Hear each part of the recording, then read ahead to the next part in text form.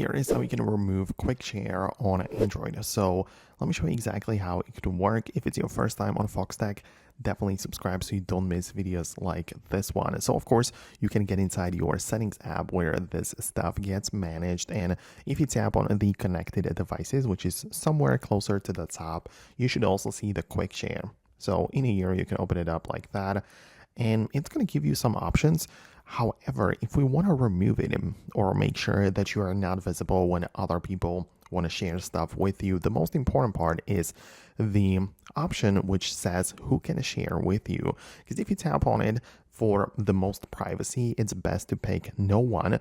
And this is going to make sure that nobody or that you are not going to show up in anybody else's phone, which is nearby. So that's something which you need to keep turned on, set it to no one, or you can click on contacts or your devices, which is a little bit like less private, but it's still only going to show your device to your own devices or some of your contacts.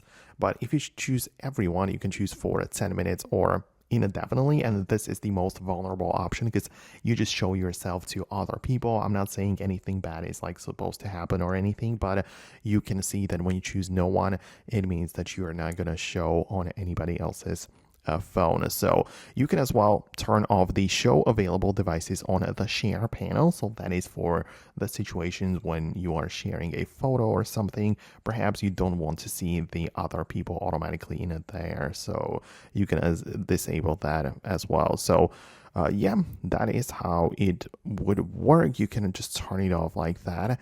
And yeah, if you found this video helpful, just hit the thumbs up, subscribe so you don't miss more tutorials and videos like this one, and I'll see you later.